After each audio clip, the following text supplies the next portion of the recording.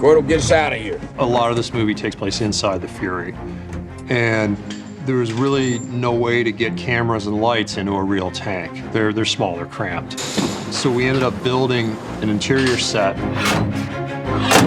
Clear, board! The more specific you can get with an interior like this, the better it is for an actor. So the tank actually does everything that a real tank would do. You know, as far as turning, the gimbal gives it that rocking motion underneath. And then the turret rotates 360 degrees plus. So we have that, and then the gun elevates, and they can also fire the gun as well. We went and molded a lot of the tanks through CAD drawings and then blew everything up 10%. So it's a little bit oversized. You can't really tell on camera.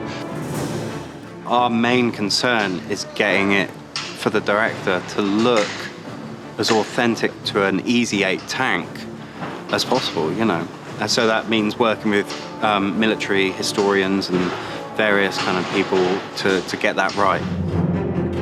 In the tank itself, with all the stuff in there, it is very, very claustrophobic. There's not much room. The guys have their positions. The commander tells the entire crew what he needs. He's the one that selects targets. He's the one that's in charge of this mobile artillery piece. The gunner's duties is to run the gun. He's the one that finds targets, aims the gun, and fires the gun. It's the loader's job to load the shell, fire the weapon, remove the spent round, and get ready for the next round. The driver's duty is to drive. He also does preventative maintenance, and the general operation of the tank, he's in charge of. The bow gunner or the assistant driver is basically a backup driver, or he can actually back up any of the positions. Everybody is cross-trained. When you have a driver that's knocked out, someone has to be able to take care of the tank. All right, move out. Get us out of here. A tank usually has like 4 or 5 batteries, just like a regular car would, but you need a lot of energy in order for you to start this tank. And it's got 2 motors in it. Okay, hard left. 9 o'clock, 9 o'clock. These are all the gauges you always have to keep an eye on, especially the heat. The steering is these 2 levers. Basically, this goes left, straight, right, straight. I imagine if there was some World War II veteran driving, he probably saw a bullet hit right into the periscope. He'd be like, woof, that was a close one.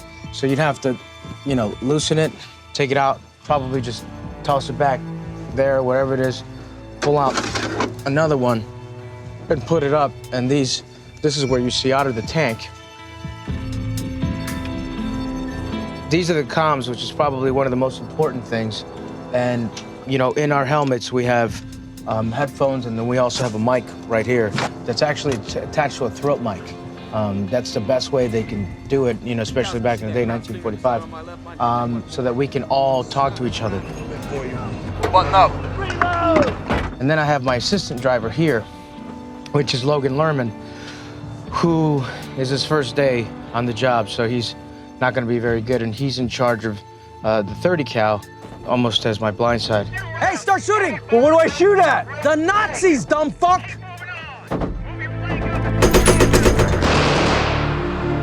We had to create a set that basically you could float or fly out the panels anywhere the cameraman would want you to. So, as you can see, like here, this is 2 pieces that have come out. They're flanged fiberglass panels.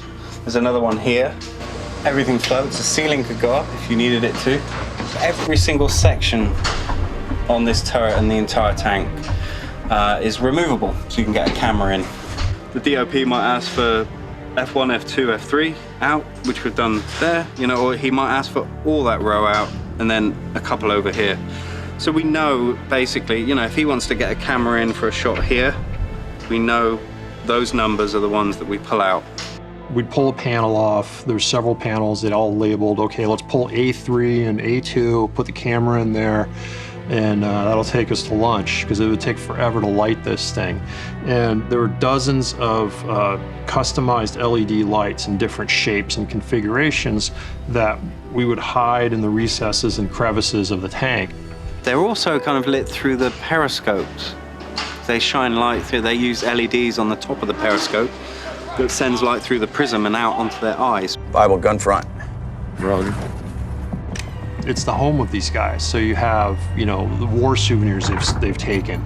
You have extra ration boxes, food, blankets, sleeping bags. Once you get the characters in there and they're dressing around them, posters, pin-up girls, you know, cigarette packets and all that stuff, you know, it just starts to become a lived-in space rather than just a copy of a museum piece. There's a picture of my girl right here with me, and then we all just have, you know, pictures like that.